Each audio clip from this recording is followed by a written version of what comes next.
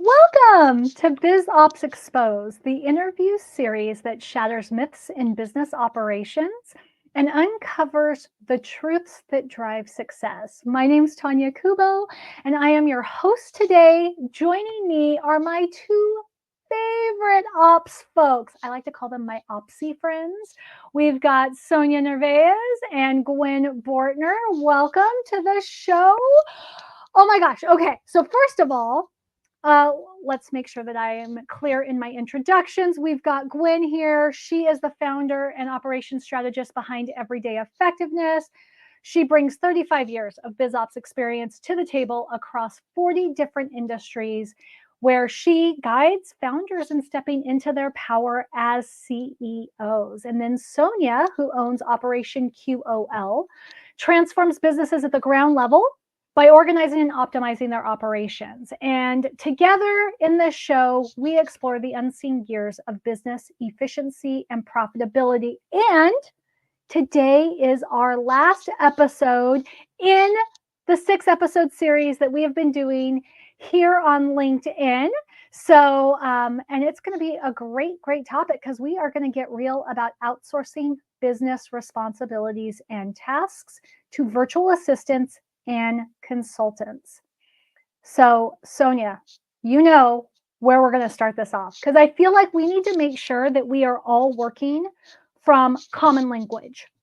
In fact, I have a friend today we were talking and she mentioned doing VA work. And I was like, oh, what kind of work do you do? And all she does is she works with businesses on their Google reviews. That's it. Right. But she refers to herself as a VA. Her son overheard us talking and was like, when did you become a voice actor, Mom? Because to him, that's what a VA is. So I think it's important that we start with some definitions so that we can sort of decode all the alphabet soup that I know that we all love in business, right? We love our acronyms. So there is an outsourcing spectrum. I feel like it goes from there's VA, let me get here on the frame here, VA, then you've got an OBM, and then you have COOs, fractional COOs, full-time COOs, say. And then, you've got business advisors, business consultants. I've even seen the term business development specialists. So, Sonia, do us a favor and give us your definition for what a VA or virtual assistant is and what an OBM or online business manager is. Sure. And, we can't forget EAs either, right? Executive assistants. Oh, Lord. So there might be some kind of PAs, right? Personal assistants. Then we've got, so I don't want to go down too far. But yes, we do love our acronyms. So one of the biggest things that I see for VAs is that they get tasks assigned to them. So it's not that they, say, hey, like I see that X and Y, Z are happening. Why don't I, start these different things? It's more along the lines of, hey, as you're a CEO, you're talking to your VA, you're like, hey, I need X, Y, Z, F, A done. And I need them to be done, sometimes it could be like this or like that, right? So you usually also are telling them how it needs to be done, when it needs to be done by. So you're giving them, as a CEO, you're giving a VA a lot of different parameters. You're giving them a lot of information. Sometimes they also need things to be, much more, I would say it's not that VAs aren't resourceful. I think they're amazing. And I am actually getting a VA for my business as well. So I think it's incredibly important as you grow your business, but they're really focused on the hands work, the doing work.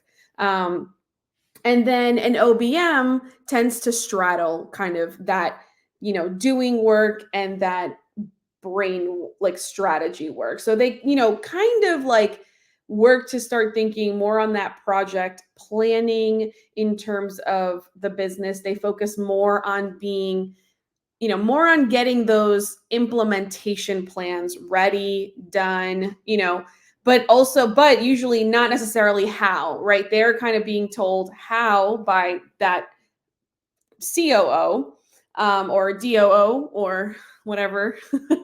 And so that's kind of where we see those two. So the VA kind of tends to be just the hands work. The OBM tends to bring a little strategy into also sometimes doing that hands work. And they tend to be more versatile too. Go ahead, Gwen. And I'm also I'm just gonna jump in. I also Yeah. think that OBMs tend to sometimes bring in a little more of the problem solving, right? Yes. And or anticipating that this isn't quite the whole thing.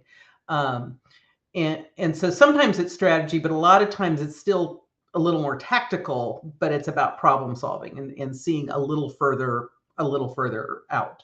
So just keep going though, Sonia. You're on a roll. No, that was, I mean, I'm set, but that was actually really great. Thank you for adding that. And I will say, and I say this about everything, and I think corporate has taught us this, is that, each person is unique, right? We use those labels a little differently depending on, someone like me is kind of really, I'm nuts, I'm resourceful, I'm like, I figure things out by myself. Like I'm somebody who does a lot, like has a lot of different skills. And, that doesn't necessarily mean I should be put in the label of a box, right? So I just want to be very clear that just because you're working as a VA does not mean your strengths are only X, Y, and Z. Just because you're working as an OBM does not mean your strengths are only X, Y, and Z. There's a lot of fluidity in operations that people don't realize. So I want to be very clear about that. So, Sonia, just because you brought it up, and I like to close all the open loops, give us a quick definition of, so now that you've told us VA OBM, where does the EA or executive assistant and personal assistant fit into that definition? So, so for personal assistant, I think it's kind of self-explanatory in the sense of like, hey, they do a lot of your personal life, they take care of you stuff.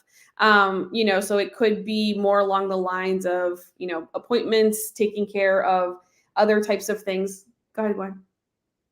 Did you want to? Well, I was going to say the way I think of it often is house manager, or That's what I was stuff thinking. that's more family, right? Family based. So it could be picking up dry cleaning. It could be dealing with children. It's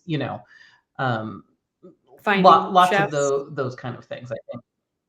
Yeah, exactly. I mean, and they could be they could be your chief cook and bottle washer, as well, right? Mm-hmm. So, and then the EA, I tend to look at, they include a lot of both. Like they include those business tasks, and they typically also can include those personal tasks. So they're that person who is your go-to for kind of life. And they start to kind of, EAs tend to have more of that, or what I've seen, they think very proactively for you as a person and what you need.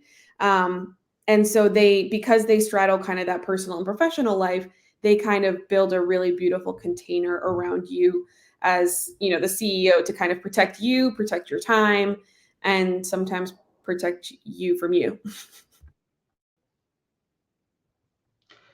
yeah, I love that. And I think the OBM and the EA, sometimes they're being labeled as one and they're more of the other. I think that there's more crossover between OBMs and EAs. Back to, we try to put labels on things because we think it helps, but sometimes it doesn't really help that much. And I find that there's more crossover in that area. But what you said that I think I really want to emphasize is where EAs tend to put more of a container around an individual, usually the CEO of the company. They're still thinking about the business, but they're also thinking about the business in terms of the individual, and will also do things that really are only about the individual. An OBM, I think, is kind of the antithesis of that, where they're trying to put a container around the business.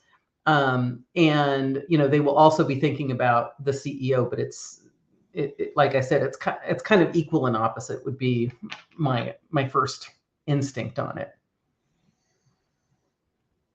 All right, well, that sounds good. And of course, if anybody has questions on that, they can definitely reach out for further clarification. But I like where we're going with this. And so now what I'd like to do is have you, Gwen, kind of step in and talk about the role of COOs, both fractional and, maybe either project. I don't know if COOs necessarily work project-based, but kind of walk us through those sort of circumstances with COOs. And then where does that business advisor or business consultant fit in? Well, and so I'm going to throw one other kind of layer in there. There's often, and Sonia threw it out as another alphabet soup, which is DOO, which is often a director of operations, which is kind of a mid-level, and sometimes it's mid-level only in we're not sure how much responsibility we're prepared to give you yet, and often a director of operations will become or function like a COO, so Chief Operations Officer. And it often has a lot to do with the size of the company, the number of levels within the company, things of that nature. But a director of operations is starting to do more leadership. They're doing more management of the team. An OBM may have a little bit of that, but usually the director of operations is having more a wider purview of what's going on. But they're still in it. They're still doing quite a bit of activity. The next level up would be COO, and like I said, so this is another area that, depending on the business and where you're talking about, those job descriptions may look exactly identical. Depending on, which is why there's confusion about all of these things, right? Back to, we try to put constraints around it, and it doesn't always work.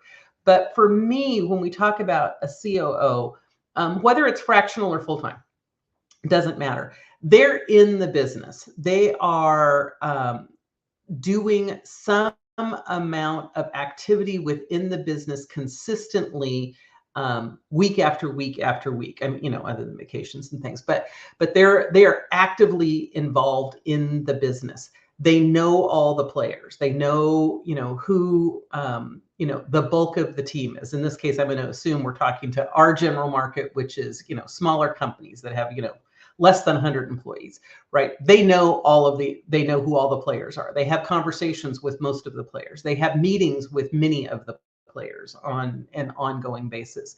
They are seeing the whole view of the business. And so most of the team is reporting up through them, and they report to the CEO. And so what it's really doing is taking out that management layer of the CEO to all of the people that they've got hired, is now going to the COO. And so that's freeing up the CEO to do the things that they are uniquely qualified to do, which is often, doing visionary work, making big deals, looking at the bigger picture, and not having to worry about all of the day-to-day activities that make the business actually function, right? And so for me, that's where that COO, whether it's fractional or whether it's full-time.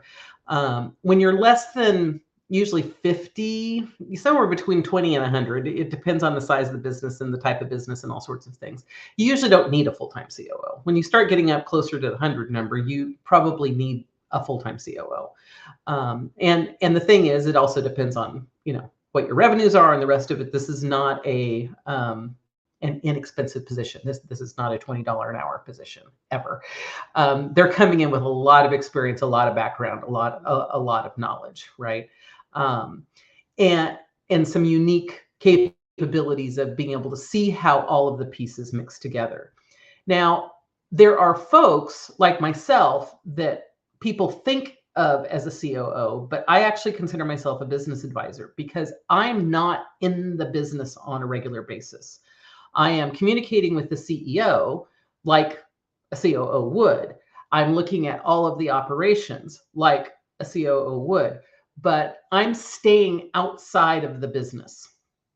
I'm not in all of the day-to-day. And so that allows me to keep an outside perspective of what's going on. And I'm not meeting with them constantly, or having meetings with lots of their staff, or, any of the rest of it. It's a much more advisory kind of role, where I'm watching and I'm aware, but not in the midst of it. Now, some folks would call that a consultant, but so now we're getting down to like kind of personal definitions. My definition of a consultant is they have a solution that they are helping you implement. And And so they've got a predefined solution, or they may have 2 or 3 predefined solutions, but these are the solutions that they are going to implement. If your business doesn't fit into one of those solutions, then either you shouldn't be working with them, or too bad, so sad, we're going to force you into working with one of these solutions. So to me, that's where a consultant is. The difference in my mind from a consultant versus a coach versus a business advisor is the coach is kind of the other extreme of, I'm just going to ask you questions and help you figure out the answer that you already know. Where an advisor may be doing some of that to get background and understanding, but the advisor also is going to give you advice. They are going to say, you should do this. This is an option you aren't aware of. I'm going to tell you how to do something that you haven't heard of before. Where a coach technically isn't doing that. If you don't know the answer, they're not pulling it out of you because you don't know the answer. And so all of those things are, have value, but they have different kinds of value. And even as an advisor, often I will still work with a company that has a COO, because what I'm providing as an advisor is an outside perspective, where the COO is hands-on in it, making things happen. And so for me, that's where all of those differences fall in. Did I cover all of the questions? I think I did. You did, but of course, every question sparks 3 more for me. And usually I protect our viewers from all those other questions because, then we'd be here all day. But one that I don't think that we can ignore is, so you mentioned several times about being outside of the business versus being inside the business. And I'm curious, like, obviously there's value to that, but what is the value, and in what circumstances is the value really, really important? So to me, the value of being in the business is you really understand all of the tiny nuances that are going on. You're able to respond super quickly to things that are happening and being, highly, highly responsive. And so that's the value of having someone in that COO role, that, DOO role, that OBM role, all of those kinds of roles. They're going to be much more responsive and quick to deal with those pieces. That's the value of being in the business. The value of being outside the business is you aren't caught up in all of that emotional activity that runs with all of those little details. And it's easy for someone outside the business to look and say, yeah, I know you've been doing it that way, but it's not working. Where we get caught in the effort that we put into something that's like, no, we need to, just if we do it another 6 months, it's going to work. And it's like, yeah, no, it's not. And so having that detachment is the value of being outside the business. And I find it's important to have elements of both in almost every business, because if it's all one, you're often missing, the details. And if it's all the other, you're not ever really able to step back far enough, because even though the CEO is visionary, they're still in it. And so having someone say, no, let's think about this differently, is really helpful. Do you feel like that addresses what you were looking for? Did I get where you were headed? Yes, very much so. Because it's like, in the circles I run in, everybody wants somebody deeply embedded in their business. And so I think it's important to point out sort of what might be the value of having somebody who's a little bit farther removed, and where that can be helpful, though sometimes you do need somebody really deeply embedded in your business. Sonia, so, we're kind of talking through the spectrum. Now the question, and we're just going to start with Sonia, and then Gwen, jump in as you see fit. But I'm curious, as we look at all these different professionals, I'm going to ask you a really hard question to answer, which is, who does what best? I have things that I don't want to do. I want to outsource them, but who do I hire? Because I thought that everybody was a VA, and now you just told me there's like 6 different labels that I need to keep track of. So who does what best, would you say? Oh, once again, full disclaimer, let me put my asterisks in there, right? You can find unicorns. Like you can find really great people who do a lot of different things and they straddle a lot of different positions and et cetera, et cetera. Didn't we have a conversation about marketing and ops like a couple weeks ago? So what happens, I would say, considering that, excuse me, is that, so when I think about PAs, right? We could start with PAs, and that would be anything personal, right? So anything along the lines of what Gwen gave as examples, right? Those would be the best people. Anybody PA wise, PAs are the best people to take care of you, your home, your family. They are those people that are gonna, that's their strong suit. I would say VAs are really great. They're really wonderful at kind of doing that administrative hands type work. It could, and excuse me, so what I meant is hands type work, and it could be kind of administrative, it could be marketing type assistant work. It could be any, like their expertise, I guess you could say, ranges sometimes. So they're really great at doing the hands slash like getting the execution of something done, following the plan, completing the steps. And then I would say OBM is really about, they put in a lot of that, like when you kind of need somebody to think a little higher than a VA, more proactively, more about the tactics, more about what's going on and the actual kind of, what are the steps we're going to take when kind of project planning, program planning, et cetera. They are really great at doing that. And then if there's a little bit of implementation, I think that needs to be done, they can assist the VA with doing that. Obviously, it's not totally everything that they should be doing, but, when you need a little bit more than what a VA can give you. But I don't know if you saw kind of, I put in. And the Good. I was going to say, and part of what I think they do is they help provide context. Right? OBMs will help provide context to what's being done. Right? Keep going. Exactly. Sorry. No, you're good. I appreciate that. You've been putting in some really great comments. Thank you, Gran. And also you've been like really able to condense some of the things that I've clarify. So I appreciate it. The other thing I would say is like, it's hard to kind of just have an OBM without a VA, right? Because like the VA really does a lot of that implementation, execution, hands work. And then the OBM does, what Gwen said, gives that context, but they are not usually going to be a VA as well, because that's a whole, like I said, different kind of role. The activity / work that is associated, accountabilities associated with being a VA are different than being an OBM. So you can't expect that OBM to actually do that VA work as well. Good stuff. Good stuff. Okay. So that helps us. I want to make one other clarification. Go ahead. Sure.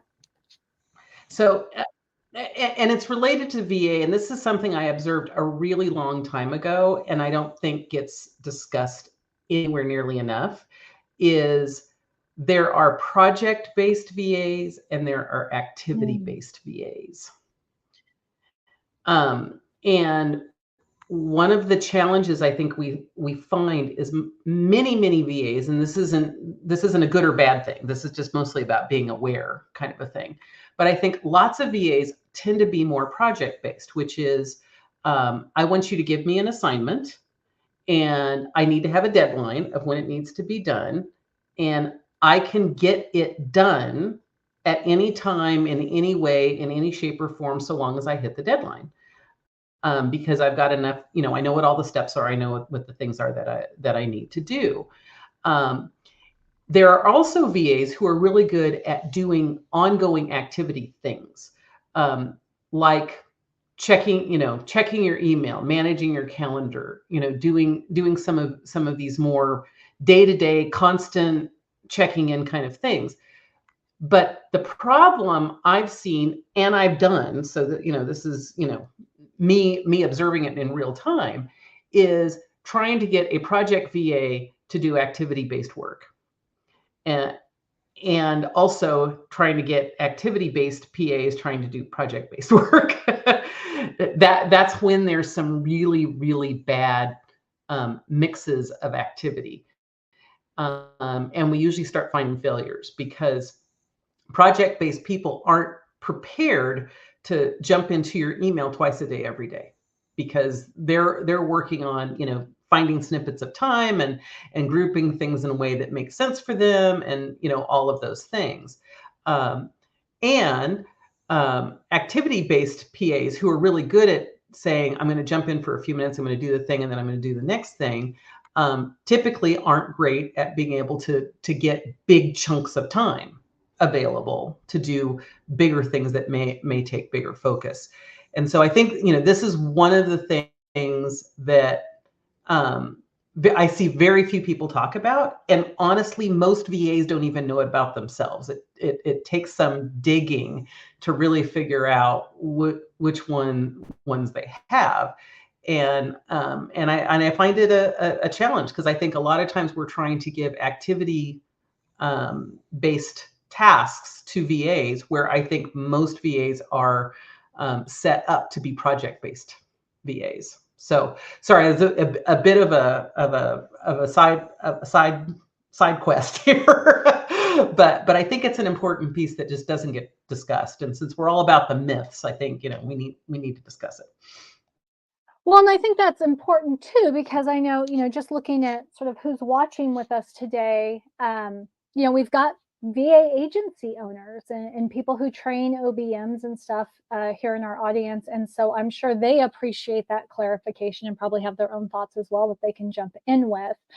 And I think it's also, so one of the things that I hear a lot, and I was going to talk about this in a moment, but I think it's good to say now, is, I always hear like, either I make bad hires or there's no good insert service provider here, right? Because I just can't find the right person. I've tried to hire. Blah, blah, blah. And, what I hope this episode does is help some CEOs appreciate that sometimes it's a vocabulary issue. The words that they're using don't mean the same thing to the people they're hiring.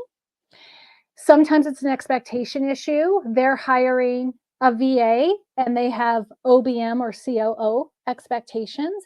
And sometimes it's a matter of personality and, work habits, like you were saying, Gwen, and not everybody is self-aware enough to know that they prefer project-based work versus activity-based work. So it's great to have that conversation. Sonia, is there anything you want to add to that before we talk about sort of who does, like what each role needs to be successful? Maybe what I was thinking was just kind of like, Gwen, that's a really, really great point. Especially because, it kind of goes into the conversation of niching down even more, right? So it's kind of that, just making it think about people are specializing now. They're like, I do VA work, but I'm really marketing, like only marketing. So I'm a marketing VA. We have like just regular admin VAs that focus on other things. And a lot of like the companies that, have virtual assistants and are, virtual assistant companies tend to break them down in that format. So in terms of that, like those types of specialties, and that's been happening more and more. And I actually think it's a really great thing, because then, the VAs and people can work in the zones that they really love and the topics that they really love, in addition to doing the hands work that they are really great at. Because I know I could do one thing and it could, suck my soul dry, but I can do something else and the same thing in my favorite field, and it's kind of a different experience. So that would be my 2 cents to just add there. Awesome. Thank you for that. So now is the important question that I think is going to be where we're really going to be adding value to those who are watching, which is, I want to know, what do these professionals need to be successful? So let's start with the VA, because I think it is like I can't walk across the street without somebody telling me that a VA is going to be the answer to all my problems in business. So that's the term that I think most people use when they say you need to hire help. And I know Gwen and I, we have hours long conversations about how much this annoys us. So Sonia, we're going to start with you on this. But what does a VA need in order to be successful in the role that they're tasked to do? So, I would say the most important thing they need is structure. Like strong structure. And I feel like as you get to the higher levels, the less structure you really need. So it's like, um, think about how you're building a house. They're really great when the house is kind of not necessarily built. I mean, like, no, I lied, built. So the house is kind of built, the walls are there. There is this container. You know, what we do inside of it, where we decorate and where we do things, like they can have a hand in kind of doing some of that, you know, with direction. But they really need that kind of those containers, those processes documented, those things that you do on a regular basis laid out. They need, you know, some type of like ongoing direction when it comes to these things as well. So they really and I don't want to say in like they need more hand holding, but in the beginning they definitely need more hand holding to understand you, your business, your focus, you know.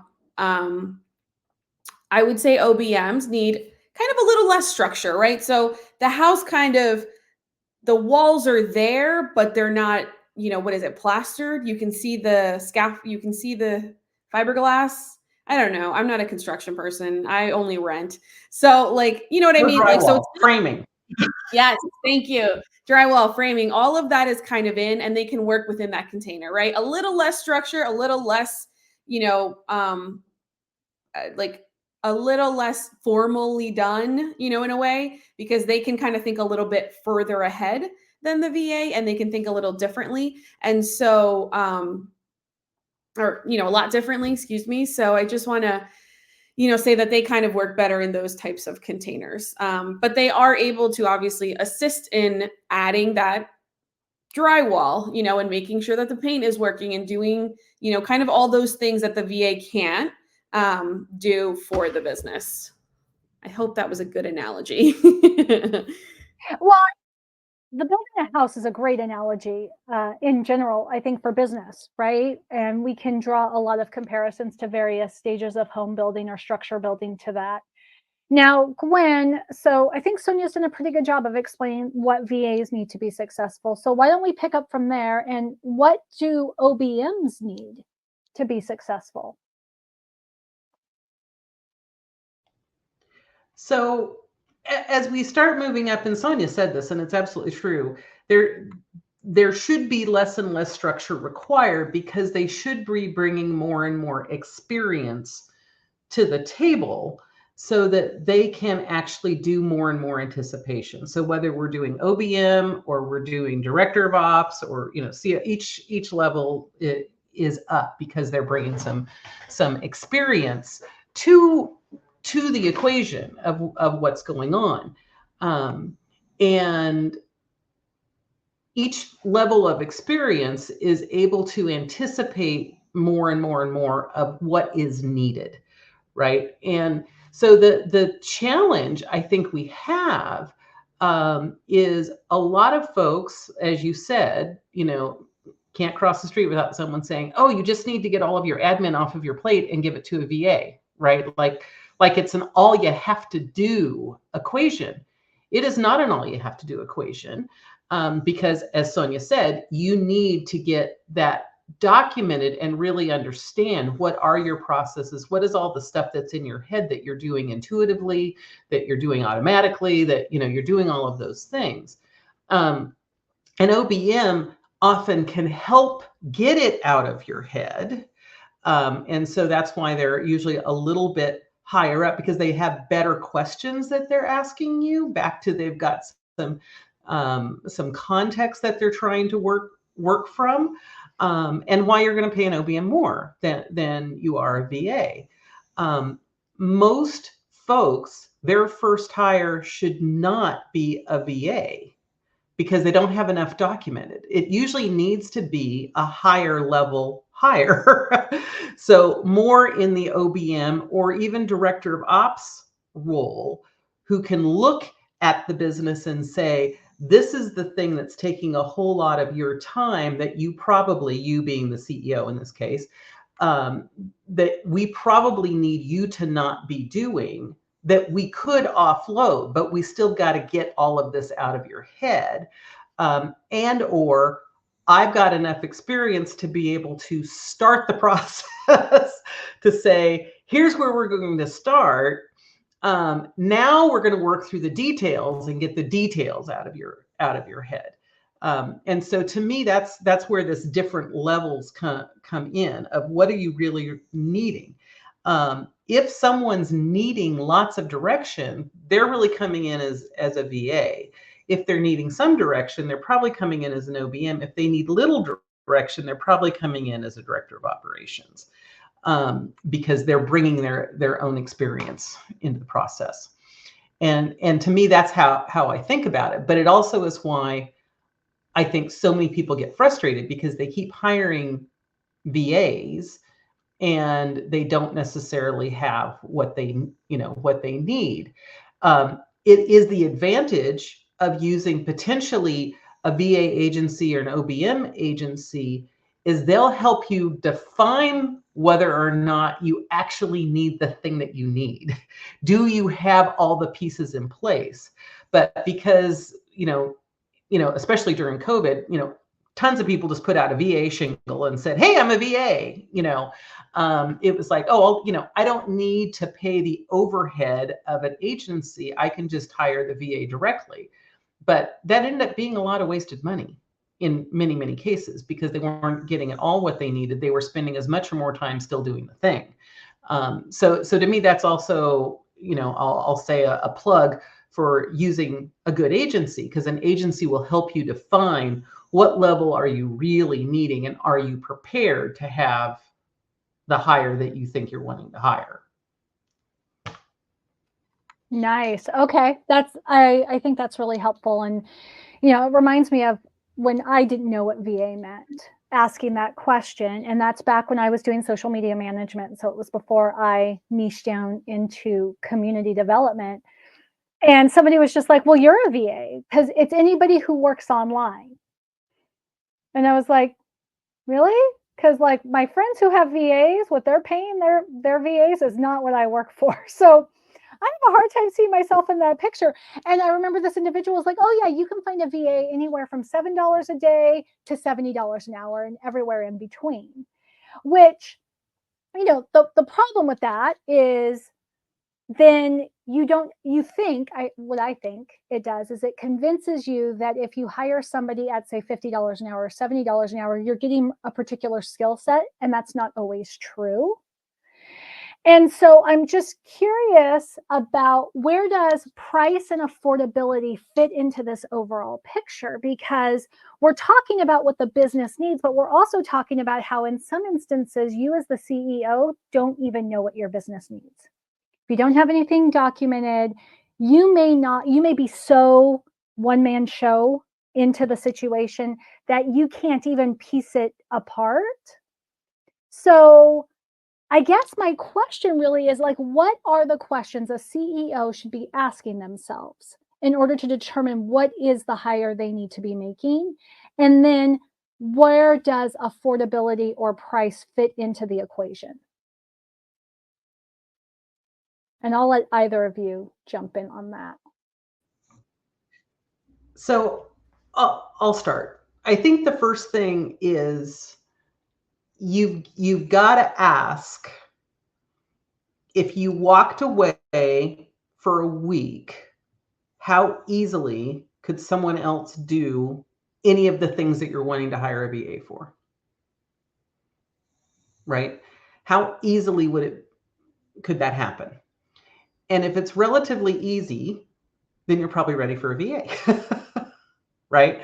Because you've got it documented, it's straightforward, you've got a flow chart, a SOP, you've got something, you've got a set of tasks in, Asana or Trello or, whatever tool that you could say, look at this task, do these things. This is what happens, right? If you can walk away with very little training, minimal training, you're probably ready for a VA. Now, I'm not saying like no training, because that's just bad behavior, but minimal training, like not, months and months. They can get it. That's probably a VA. If you can't, you're probably not ready for a VA. You're probably needing someone higher up the chain. And that's where you start asking, what is the next thing I need so that I can bring in a VA, right? So I'll just use us as an example. We needed processes documented, but we needed them documented in a way that they weren't just writing down what we did, but also asking the question, why are you doing it that way? Is that the best way? Have you considered, fill in the blank? Now, this was an interesting hire, because she wasn't exactly a consultant, because she wasn't presenting her piece. She wasn't exactly a business advisor, because she was also doing the work, right? It would be closer to what I would think of as an OBM style role. Now, she wasn't staying in the business. This was a short-term, focused kind of activity. But I was prepared to pay more, because I knew we needed that additional level of support, even though, Tonya was already in the business, but she was already in it enough that we needed someone, asking the questions and pushing against it. And so this was that right hire before we brought in somebody to take on some of these more consistent day-to-day activities. When we brought that person in, we actually were relatively successful pretty darn fast, because we had it documented. I mean, there were still hiccups. There's always going to be hiccups, because, people are involved. That means there's going to be hiccups, but they weren't giant hiccups, right? It went relatively smoothly. So most of the time, I think your first hire has to be more OBM level or director of ops, unless you just happen to be one of those very unique people, truly the unicorn, who loves to document and has all of this in place. And even though I have a lot of things in, Asana, and I've done some documentation, it still wasn't enough for someone else to really come in and do. So did I answer the question? I may have gone off on a tangent, but I feel like it was a good example. It was a good example. And what I would say is, what you missed in that example, and since I was involved, I have no problem speaking into it, is the goal that we were trying to accomplish is we wanted to prioritize self-sufficiency.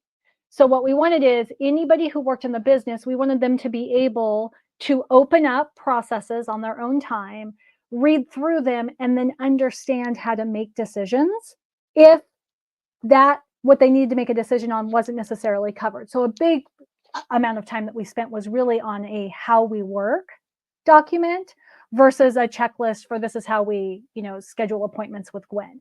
That became part of it, but it was really focusing on this is how we approach things, so that we're all making decisions that are in alignment with the business goals and vision.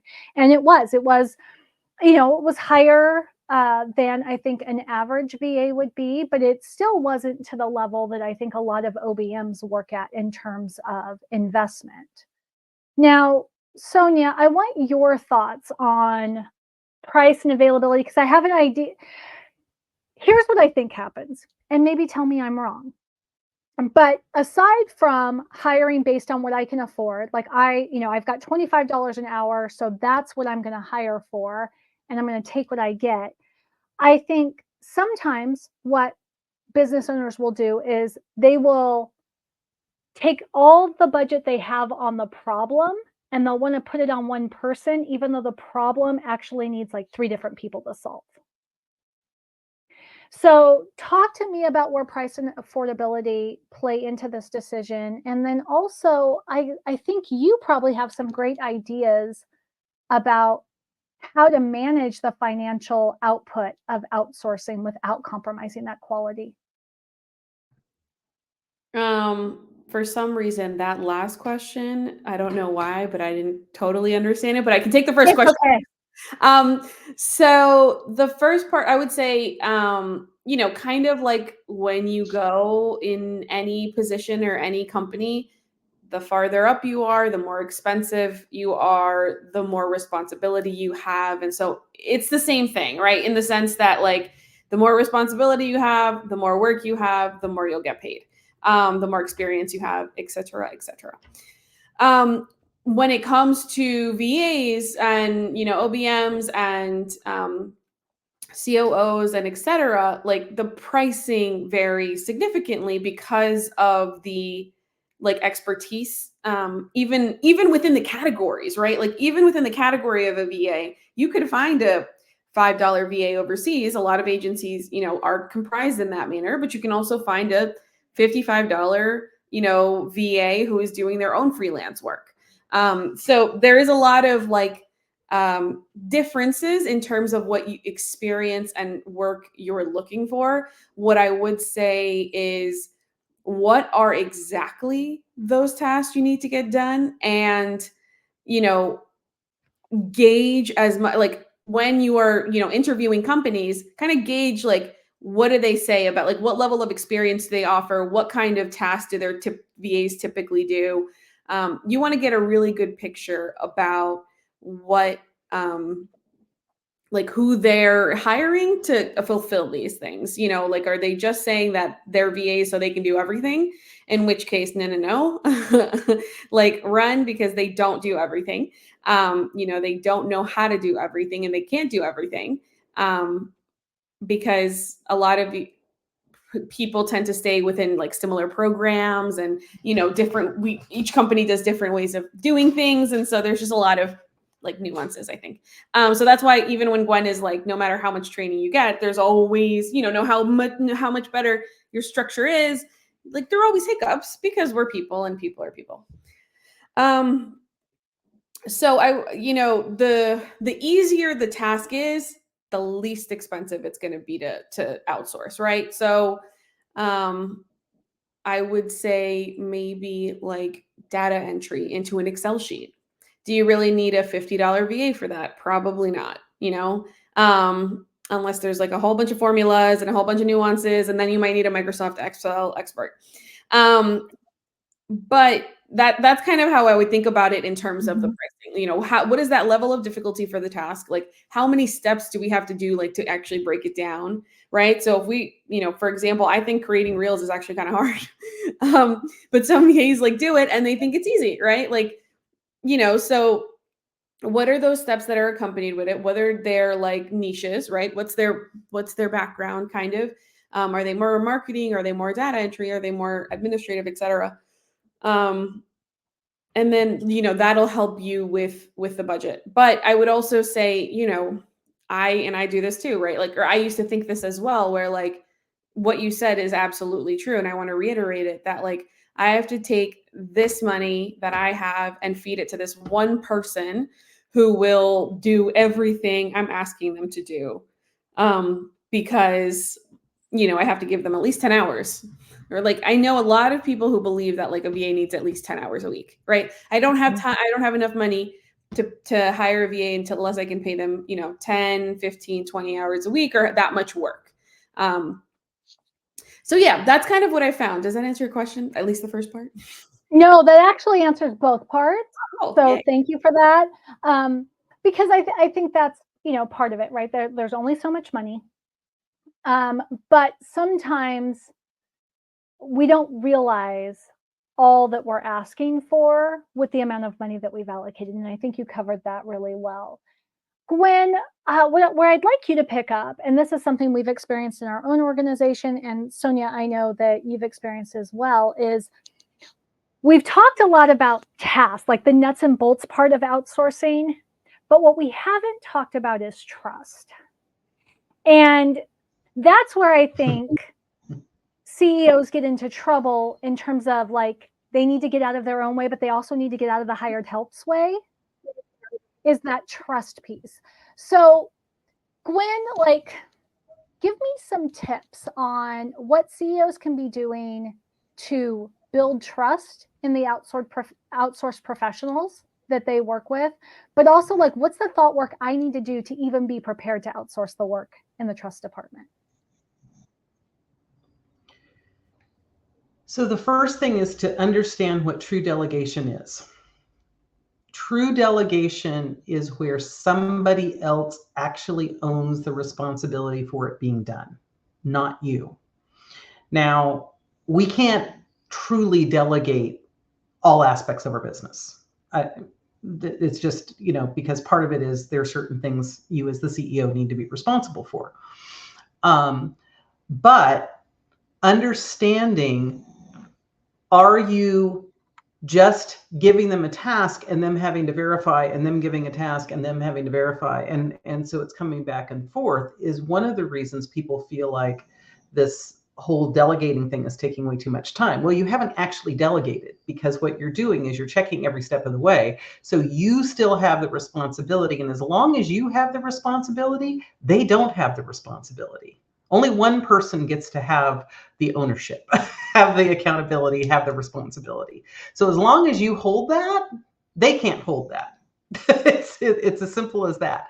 And so for me, the trust is built by giving a piece of it and seeing how it's done. Because unfortunately, trust can only come over time with experience. And it usually has to start by giving trust first, as opposed to earning trust, right? In this case, you have to give trust first.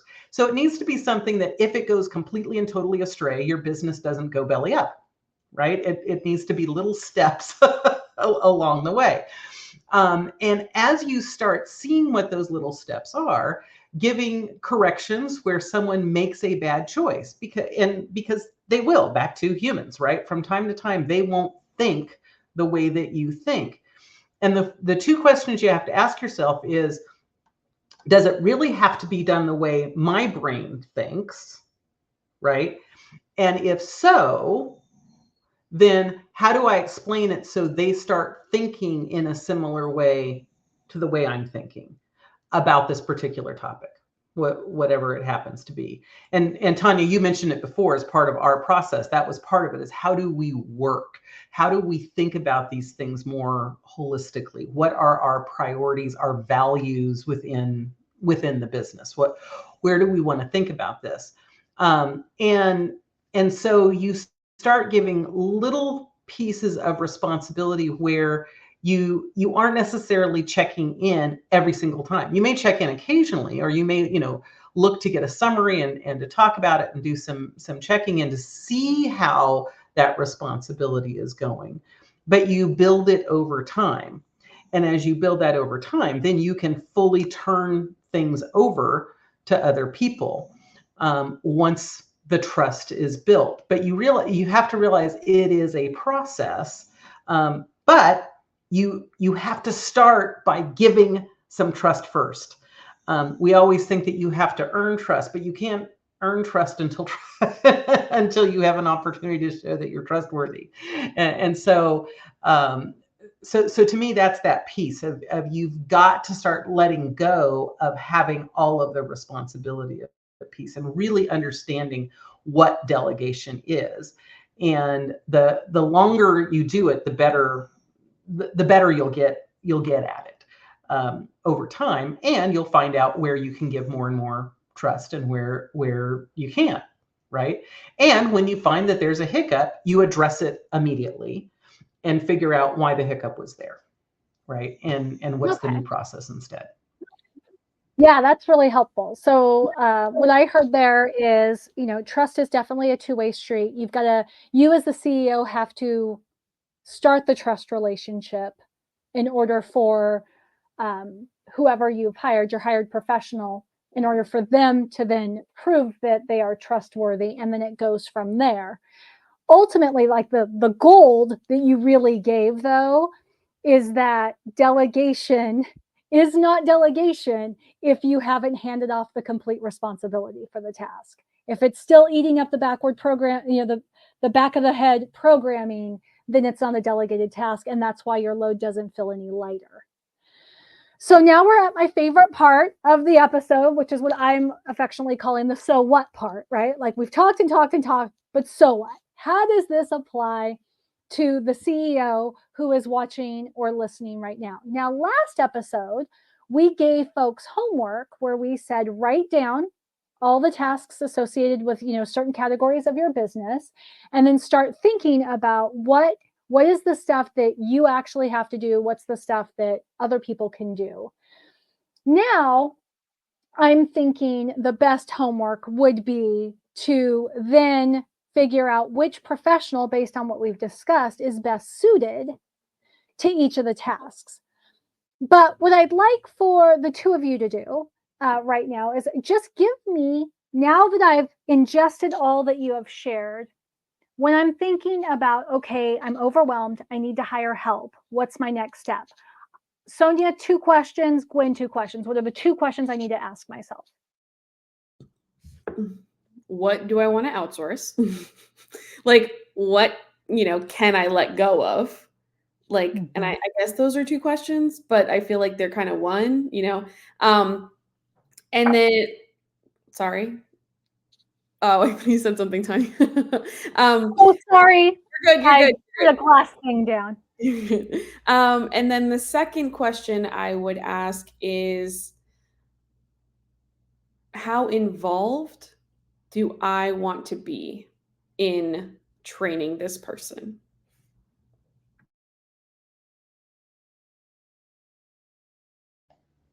Those were good questions. Those were good questions. The other question, the other 2 questions that I would ask is, how ready am I to let this thing go? And when I say ready, there are multiple elements of ready, because it's about, is it documented? Could somebody else do this? Am I mentally prepared to actually let go of this? What if I'm not fully aware of how this thing is happening on a day-to-day basis? Am I okay with that? So there's a whole set of ready. Am I actually ready to let this go?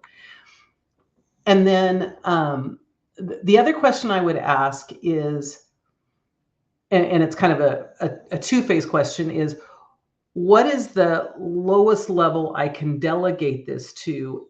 And am I underselling what needs to be done, right? So it's looking for what really is that right level to be hiring. On a completely unrelated thing, but it's a similar kind of piece where people will sometimes hire a CPA to do their bookkeeping. Well, you probably don't need a CPA to be doing your bookkeeping. But are you expecting, and I know, Tonya, we used this as an example earlier, are you expecting a bookkeeper to provide you CPA insights? Right? So where, what is the task, and are you actually bringing in the right level of a person for it? And understanding that you may need a higher level person, but maybe only for a short period of time, right? That is the beauty of working with contractors, is you don't have to keep them forever. You can use them for shorter things and adjust accordingly. And I think that's part of the mistake that we make, is that we think, when we're thinking about this task, whatever it is, that, well, we've got to hire this person and therefore we're keeping this person forever. It's like, no, maybe you're bringing this person in for 2 or 3 months to get something started, and then that's being offloaded to this person, because now it's much more task-based. And so making that adjustment and understanding, is this a permanent level role, or is this a temporary level role? That may have been three questions. It was kind of related to that. That may have been, but that's okay. So, just to recap, because we're about out of time. So we have walked through the definitions for all these different types of service providers, from VA to OBM to COO to business advisor.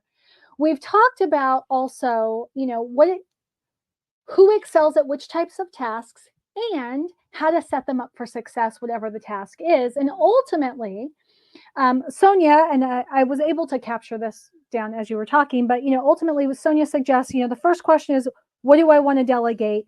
Second question is, at what level do I want to delegate that? And then Gwen, you jumped in with sort of, how does this all fit together? And as the business owner, what do I know? What am I scared maybe that I don't know? And how comfortable am I with all of that? And then, the homework for our viewer or our listener today is really just, as you look through all the different tasks in your business that maybe you want to outsource, is just apply those questions to them.